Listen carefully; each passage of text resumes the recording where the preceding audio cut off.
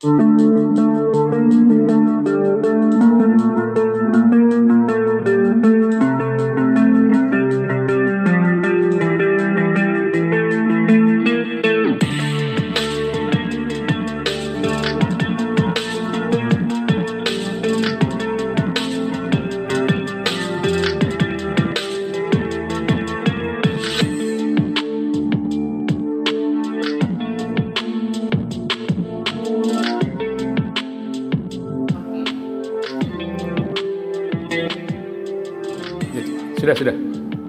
Jadi ini penjelasan tentang bagaimana akal kita itu membuktikan adanya hal-hal yang gaib yang terutama dalam hal ini adalah terkait dengan rukun iman yang 6 itu, Pak. Yang pertama tentu akal kita diminta untuk membuktikan adanya Allah. Nah, sebenarnya logikanya sederhana sekali kalau kita lihat atau kita baca tadi, ya. Tapi yang patut untuk kita sadari bahwa akal kita itu terbatas. Ya, terbatas. Jadi ada yang tidak bisa kita jangkau dengan akal kita. Tapi untuk membuktikan sesuatu yang gaib, ya, sesuatu yang tidak ada atau tidak terlihat, tidak bisa kita indra, tidak bisa didengar, tidak bisa diraba, tidak bisa dibau, itu akan bisa kita buktikan keberadaannya itu dengan adanya petunjuk. Kan begitu, Pak? Nah, ini orang Badui ini logikanya sederhana sekali dia. Kalau ada kotoran onta, berarti ada onta kan gitu. Ya. Kalau ada bekas tapak jalan atau bekas tapak kaki seseorang, berarti ada orang ya, yang barusan jalan. Nah, ini kan logika yang sederhana, Pak. Kalau ada bekas ban mobil, oh berarti ada mobil yang barusan lewat, gitu kan. Kalau ada katakanlah piring, di situ masih ada bekas nasi, bekas makanan yang belum tercuci dan sebagainya. Petunjuk itu kan membuktikan, akal kita akan mengatakan, oh barusan ada orang makan di sini. Ini kan logika yang sederhana ini. Artinya apa? Untuk membuktikan adanya Allah itu mudah sekali sebenarnya. Ya, karena logika kita kan menyatakan bahwa sesuatu itu pasti ada penciptanya. Ya. Kitab yang ada di hadapan Bapak itu tidak mungkin ada dengan sendirinya, pasti ada yang membuat, termasuk meja kecil, ya, yang jadi alas itu, kan tidak mungkin dia ada dengan sendirinya. Ya. Meja ini, mic ini, kamera ini, dan seterusnya. Semua itu ada karena ada yang membuat, karena ada yang menciptakan, termasuk seluruh materi yang ada di dunia ini, bumi dan seisinya. Lautan yang begitu luasnya, langit yang begitu membentang dari barat ke timur, dari utara ke selatan. Tidak mungkin itu semua ada dengan sendirinya. Itu kan logika, itu kan akal kita yang mengatakan seperti itu. Tidak mungkin dia ada dengan sendirinya. Ya. Jadi itu pertama yang untuk membuktikan bahwa Allah itu ada. Tapi sebenarnya yang paling mudah, ya, yang paling masuk di akal kita, katakan kadang-kadang orang itu kan masih berpikir bahwa itu bisa saja terjadi dengan sendirinya, Pak. Orang-orang komunis itu bisa mengatakan begitu, ya. Tapi contoh yang paling kuat, ya, yang bisa kita menjadikan petunjuk bahwa Allah itu ada, yaitu Al-Quran, Al-Quranul Karim. Ya, sayangnya kebanyakan orang-orang kita nggak paham bahasa Arab. Jadi mereka dikatakan bahwa Al-Quran itu sesuatu yang berasal dari Allah, masih banyak orang yang tidak percaya. Beda dengan orang-orang Arab, Pak, mohon maaf. Meskipun kemudian ada yang kemudian beriman, ada yang kemudian tidak beriman. Ya, bahasa di dalam Al-Quran itu bahasa yang orang-orang Arab itu akan tahu, ya, orang-orang yang mengerti bahasa Arab akan tahu bahwa itu bukan bahasa manusia itu. Ya, bahasa di dalam Al-Quran itu beda dengan bahasa sehari-hari. Bahkan beda dengan bahasa hadis.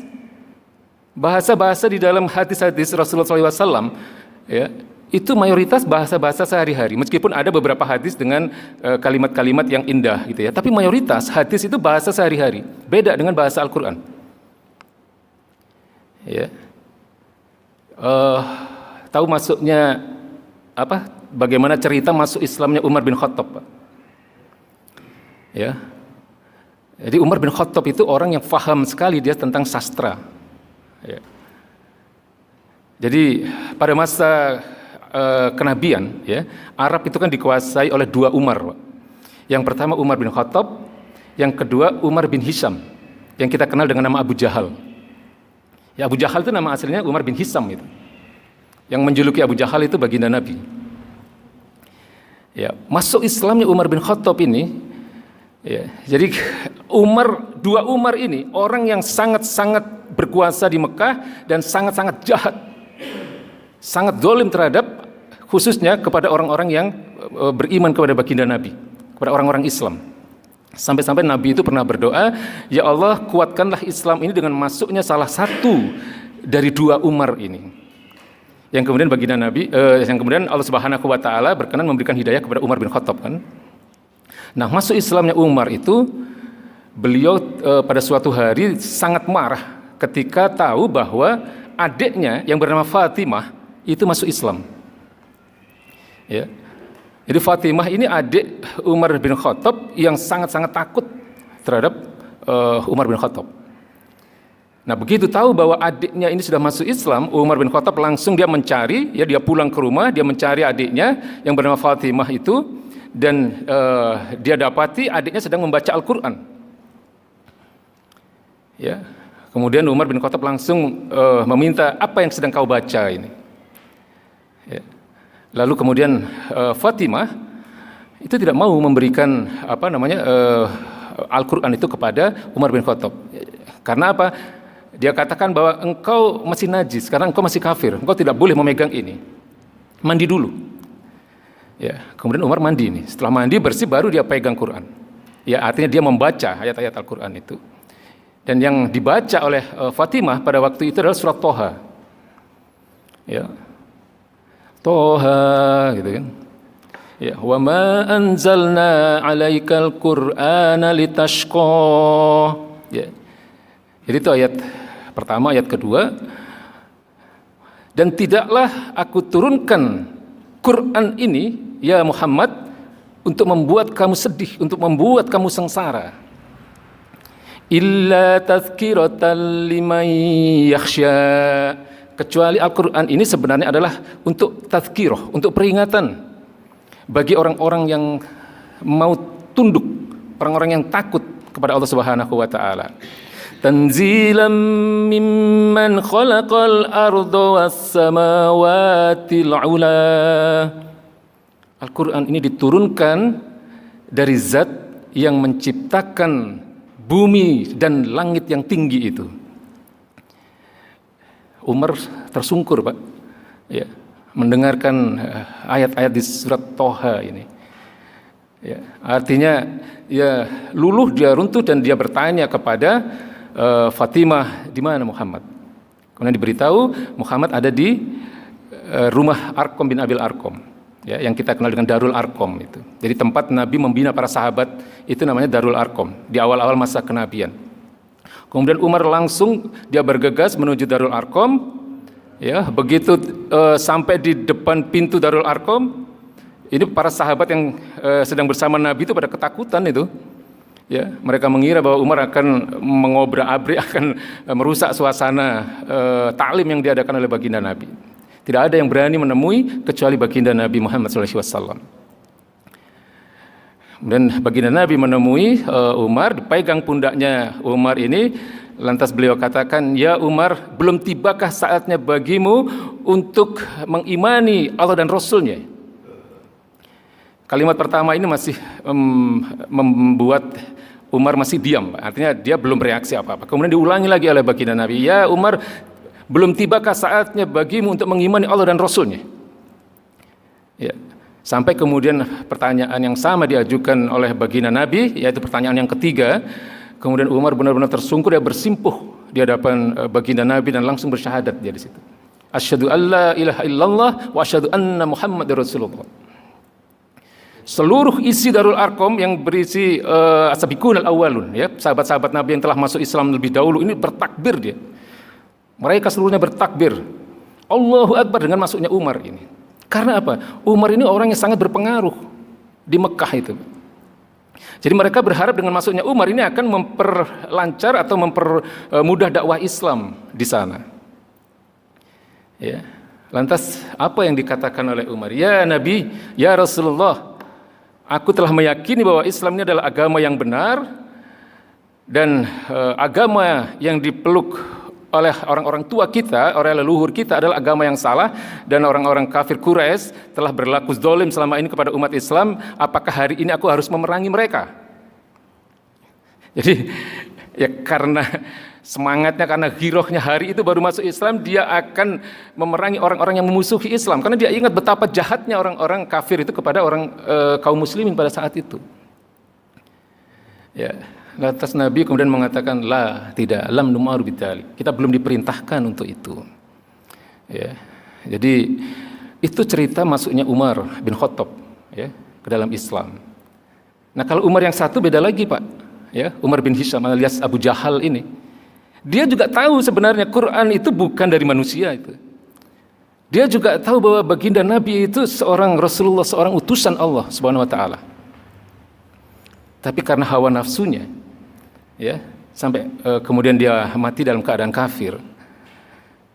Jadi ada satu kisah kan bahwa Abu Jahal ini, Pak, setiap malam itu punya kebiasaan ya, itu dia datang ke rumah Nabi dengan diam-diam di salah satu dinding rumahnya Nabi, dia menguping ya baginda Nabi membacakan ayat-ayat Quran itu. Ya, itu dilakukan sering kali dan dia pulang itu menjelang subuh biasanya. Ya, ini riwayat yang sahih ini. Ya. Nah, itu dilakukan beberapa kali. Nah, suatu hari ketika dia pulang menjelang subuh, dia bertemu dengan dua orang yang lain, pembesar Quraisy Mekah juga. Yang pertama Abu Sufyan, yang kedua Akhnas bin Suraik. Betapa kagetnya mereka bertiga itu bertemu. Ngapain kalian ada di sini? Ternyata dua orang ini, Abu Sufyan dan Abu Suraik ini punya kebiasaan yang sama. Mereka juga mendengarkan dari sisi rumah yang lain, ya, dari sisi yang berbeda, dari dinding yang berbeda. Lantas kemudian mereka saling bertanya, ini gimana ini kalau kemudian masyarakat Mekah tahu bahwa kita seringkali mendengarkan Muhammad membacakan ayat-ayat Quran. Ya sudah, kalau gitu hari ini adalah hari terakhir kita di sini dan kita tidak akan lagi di sini untuk mendengarkan Muhammad membaca ayat-ayat Quran. Jadi mereka bersepakat untuk tidak lagi datang ke rumah Nabi Muhammad. Nah, kemudian besoknya ya pada malam keduanya Abu Jahal ini ternyata masih. Jadi orang itu mungkin sudah terlanjur apa ya, kalau bahasa kita mungkin apa, kesengsem gitu ya. Dia suka sekali dengan ayat-ayat Quran itu. Nah, hari kedua terjadi hal yang sama atas izin Allah Subhanahu wa taala. Ketika mau pulang menjelang subuh bertemu lagi dengan Akhnas bin Suraik dan Abu Sufyan. Kaget lagi mereka. Mereka saling bertanya, ini gimana kalau masyarakat Mekah tahu? Ya sudah, pokoknya hari ini benar-benar terakhir ini. Mereka mengatakan begitu. Nah, sampai hari ketiga terjadi hal yang sama. Ya, terjadi hal yang sama. Kemudian sampai si Akhnas bin Suraik ini kemudian bertanya kepada Abu Sufyan. Ya Abu Sufyan, apakah engkau meyakini bahwa Quran itu dari Allah, bukan dari Muhammad? Abu Sufyan mengatakan, ya aku yakin. Ya. Abu Jahal juga ditanya. Ya Abu Jahal, apakah engkau meyakini bahwa Quran itu adalah dari Allah, bukan dibuat oleh Muhammad? Dia mengatakan iya, tapi aku tidak akan masuk Islam. Itu yang dikatakan oleh Abu Jahal. Jadi Abu Jahal ini yang membuat dia tidak masuk Islam itu adalah karena Nabi Muhammad itu dari suku yang berbeda, Pak. Jadi sukunya Abu Jahal dan sukunya Nabi Muhammad ini adalah dua suku yang sudah sejak lama dari generasi ke generasi itu selalu bersaing di Mekah ini untuk berebut pengaruh ya. Jadi kalau ada jamaah haji datang itu mereka berebut, yang sukunya Abu Jahal berlomba untuk memberikan makanan itu ya, memberikan jamuan. Demikian juga dengan suku dari orang-orang tua Nabi Muhammad ya. Yang satu suku memberikan bantuan, yang lain juga memberikan bantuan. Nah, jadi kenapa Abu Jahal itu sampai tidak masuk Islam? Karena Nabi Muhammad bukan dari suku dia. Jadi ini kan fanatisme, ya, fanatisme kesukuan. Jadi mencintai suku lebih dari kecintaannya terhadap keimanan. Nah ini bahaya ini, Pak. Ya, jadi kita pun harus belajar dari sini. Jangan kita mencintai kesukuan kita, jangan mencintai bahkan kebangsaan kita. melebihi kecintaan kita kepada agama, melebihi kekuatan keimanan kita. Jadi itu yang menyebabkan Abu Jahal atau Umar bin Hisham ini tidak masuk Islam. Ya, kalau Abu Sufyan ini kan akhirnya dia masuk Islam, Pak. Cuman mikirnya kelamaan ini Abu Sufyan ini. Jadi kejadian ini kan terjadi awal-awal masa kenabian itu ya. Jadi kira sebelum hijrah lah. Sementara Abu Sufyan itu baru masuk Islam setelah peristiwa Fatu Mekah, setelah tahun ke-8 Hijriah. Jadi lebih dari 8 tahun atau mungkin bahkan lebih dari 10 tahun setelah peristiwa tadi Abu Sufyan itu masuk Islam. Jadi mikirnya kelamaan dia. Meskipun kemudian akhirnya Abu Sufyan juga masuk menjadi bagian dari golongan sahabat Nabi. Ya, bersama istrinya Hindun yang dulu juga pernah kejam sekali terhadap umat Islam, ya. Hindun ini kan orang yang pernah membunuh Hamzah, ya, paman Nabi di perang Uhud yang kemudian jantungnya dimakan oleh Hindun. Tapi Abu Sufyan dan Hindun ini akhirnya masuk Islam setelah peristiwa Fatu Mekah, setelah tahun ke-8 Hijriah. Dan keduanya kemudian menjadi pembela Islam. Kalau Abu Jahal sampai matinya dia tetap dalam keadaan kafir. Ya, jadi ini saya ingin mengatakan bahwa Quran itu punya kekuatan yang luar biasa, Pak. Ya, terutama bagi orang-orang yang paham dengan bahasa Arab. Kalau orang yang nggak paham bahasa Arab ya susah. Ya. Jadi kalau ada orang yang menghina, siapa kemarin namanya MKC ya, ini orang bodoh ini, nggak paham, dia nggak ngerti. Atau orang yang sampai hari ini masih belum mengimani Al-Quran, itu dua kemungkinan. Pertama dia bodoh, ya kedua karena hawa nafsu. Ya. Maka banyak orang-orang yang mu'allaf, ya, orang-orang yang punya keikhlasan, kejujuran dan mungkin perlu kecerdasan juga, ya. Itu kan mereka masuk Islam karena melihat Al-Quran itu. Ya. Ada nama-nama yang kalau saya sebut di sini ya banyak ya mu'alaf kita di Indonesia ini yang kemudian mereka masuk Islam karena Allah turunkan hidayah itu setelah mereka melihat Al-Quran. Ya, kalau Bapak-bapak pernah dengar nama Irna Handono, ya, beliau itu kan masuk Islamnya kan gara-gara oleh pimpinan dari jamaatnya menugaskan dia untuk mencari kelemahan Al-Quran itu. Tapi begitu dia buka Al-Quran, nah kalau kita ini kan kalau buka Al-Quran dari kiri ke kanan ya Pak, gini kan. Nah kalau orang yang tidak paham Al-Quran dia akan membuka, ya kan, dari kanan ke kiri kan, begini kan. Nah kalau kita buka Al-Quran itu dari kanan ke kiri, sebagaimana kita biasa buka kitab-kitab yang lain, itu yang pertama kita lihat kan surat ke 112, ya, Al-Ikhlas. Nah Irina Handono itu begitu dia buka Al-Quran, dia baca surat itu, Qul huwallahu ahad, katakanlah Allah itu esa. Baru tahu dia ada ayat yang berbunyi begitu. Sementara agama yang dia peluk sebelumnya mengajarkan Tuhan itu ada 3 kan.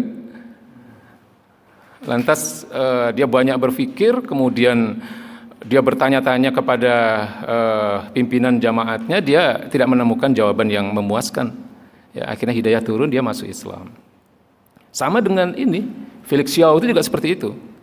Awalnya dia mencari kelemahan Islam dia. Kalau Felix Xiao ini kan awalnya dia agama satu agama, dia memeluk agama tertentu, kemudian dia ateis. Karena dia terus mencari dia. Ateis itu yang tidak mengakui adanya Tuhan, tidak mengakui adanya agama. Kemudian terakhir sebelum masuk Islam dia itu agnostik, Pak. Kalau Bapak tahu agnostik ya, agnostik ini sekarang lagi ini nih Pak, lagi tren di kalangan anak-anak muda, ini bahaya nih Pak. Kalau Bapak tahu yang kemarin ada komika ya, komika yang ketangkep itu agnostik itu dia. Agnostik itu dia percaya adanya agama, tapi dia nggak peduli Tuhan itu ada atau tidak. Nah ini lagi ngetren di kalangan anak-anak muda, di sosial media itu luar biasa. Jadi bahaya kalau kemudian sampai anak-anak muda itu terpengaruh, apalagi yang ngikutin orang-orang populer seperti itu kan. Ya. Nah, Felix Xiao itu awalnya agnostik dia, sampai kemudian dia bertemu dengan seorang ustadz, ya, dia diskusi, dia berdebat 8 jam itu, mulai habis isya sampai subuh, sampai kemudian menjelang subuh dia baru bersyahadat. Termasuk ini Ustadz Yahya Waloni, ya, Bapak tahu kan Yahya Waloni yang hari ini lagi ramai juga itu, sedang mengalami masalah di kepolisian kan, di tahanan itu. Beliau itu orang yang mendirikan sekolah tinggi teologi. Jadi sekolah yang khusus memang mendidik para penyebar agama, ya. Jadi seorang rektor, seorang pendiri sekolah tinggi teologi, dan dia sudah memurtadkan ribuan orang. Maka ketika dia melihat Al-Quran, dia dapat hidayah, dia merasa berdosa sekali dengan memurtadkan banyak orang, lalu dia berkeinginan, berjanji untuk mengembalikan orang-orang yang pernah dia murtadkan itu untuk kembali masuk Islam. Ya, itu Ustadz Yahya Wallauni. Jadi kenapa dia dapat masalah itu? Hanya karena dia menyampaikan ayat Quran itu. Dia sampaikan kan ayat Quran yang berbunyi fawailul ladzina yaktubunal kitaba biaidihim. Sungguh celaka orang-orang yang menulis kitab ini dengan tangan-tangan mereka, summa yaquluna hadza min indillah. Lalu kemudian mereka mengatakan bahwa ini dari Allah. Ya, itu surat Al-Baqarah ayat 79. Liyastaru tsamanan qalila. Ya. Kemudian dia menjualnya dengan harga yang murah. Artinya mereka melakukan itu hanya karena ingin mendapatkan materi yang tidak seberapa. Ya. Fawailul ladzina yaktubunal kitaba biaidihim. Sungguh celaka orang-orang yang menulis kitab ini dengan tangan-tangan mereka, summa yaquluna hadza min indillah. Kemudian mereka mengatakan ini dari Allah. Nah, Yahya Wallauni itu hanya menyampaikan ini, Pak. Ya. Jadi yang dia sampaikan itu ayat Allah. Ya, cuman kemudian ada yang tersinggung ya, dan seterusnya lah. Nggak mau berpanjang lebar juga saya tentang itu ya. Tapi ini hidayah, ya, hidayah dari Allah Subhanahu wa taala yang datang dari ketika orang itu mau ya untuk mempelajari Al-Qur'an. Ya, mau untuk menjadikan Al-Qur'an itu sebagai bahan pelajaran ya, sebagai ibrah. Nah, makanya kemudian saya katakan tadi kan bahwa hal yang paling mudah untuk membuktikan bahwa Allah itu ada, itu ya Al-Quran itu. Ya, meskipun kalau dengan logika kita, ya, dengan rasionalitas kita, dengan logika kita bahwa adanya bumi dan seisinya ini, kemudian adanya kita, ya. Kalau Allah kan katakan afala yanzuruna ilal ibili kaifa khuliqat, ya, apakah mereka tidak memperhatikan itu bagaimana unta itu diciptakan? Wa ilas samai kaifa rufi'at, dan bagaimana itu langit ditinggikan? Wa ilal jibali kaifa nusibat, bagaimana gunung-gunung itu ditegakkan? Ya. Wa ilal ardi kaifa sutihat, bagaimana bumi itu dihamparkan? Ini perintah dari Allah Subhanahu wa taala agar kita berpikir tentang penciptaan Allah Subhanahu wa taala. Jadi akal kita ya untuk membuktikan bahwa Allah itu ada adalah berdasarkan makhluk-makhluknya, berdasarkan ciptaan-ciptaan dari Allah Subhanahu wa taala sendiri. Ya, bumi dan seisinya dan termasuk kita juga ini, Pak. Tapi yang patut untuk kita pahami bahwa akal kita ini terbatas. Jadi jangkauan akal kita terhadap adanya Allah Subhanahu wa taala itu terbatas pada apa-apa yang sudah dijelaskan oleh Al-Qur'an dan hadis, ya. Kalau Al-Qur'an dan hadis tidak menjelaskan, ya itu di luar jangkauan akal kita. Sama dengan ketika orang Badui ini mengatakan bahwa kalau ada kotoran onta, berarti ada onta kan? Tetapi kan orang Badui ini atau siapapun kan tidak bisa memastikan onta itu warnanya apa. Onta itu laki atau perempuan, onta itu besar apa kecil kan tidak bisa. Karena ontanya sudah nggak ada, tapi pasti ada onta tadi, karena ada kotorannya, kan gitu, Pak. Sama dengan kalau ada tapak kaki orang jalan, dan kita kan nggak bisa tahu bahwa yang lewat tadi siapa, yang lewat tadi tua atau muda, gitu kan? Bajunya apa kan kita nggak bisa tahu. Tapi yang kita ketahui ada orang, kan begitu, Pak. Nah, sama dengan ketika kita membuktikan adanya Allah. Ya, Allah hanya mengatakan innallaha sami'un basir, misalnya. Sesungguhnya Allah itu maha mendengar dan maha melihat. Nah, jangan coba-coba kita bayangkan telinganya Allah itu seperti apa, matanya Allah seperti apa. Karena apa? Karena itu di luar jangkauan kita. Kan gitu, Pak. Ya, kemudian kalau Allah berkata tentang tangannya, jangan dibayangkan tangan yang Allah itu seperti tangan makhluk-makhluk tertentu gitu. Tidak boleh, karena apa? Dalam Quran dan dalam hadis memang tidak pernah dijelaskan bagaimana fisiknya Allah, bagaimana zatnya Allah. Ya, tugas kita atau yang menjadi kewajiban kita hanyalah mengimani Allah itu ada. Itu yang pertama. Dan yang kedua, konsekuensi dari keimanan kita terhadap adanya Allah adalah tunduk, patuh, dan mengimani seluruh apa yang menjadi firman-firman Allah Subhanahu wa taala yang ada di dalam Al-Qur'anul Karim. Jadi itu kewajiban kita. Ya, jadi saya kira itu penjelasan kita tentang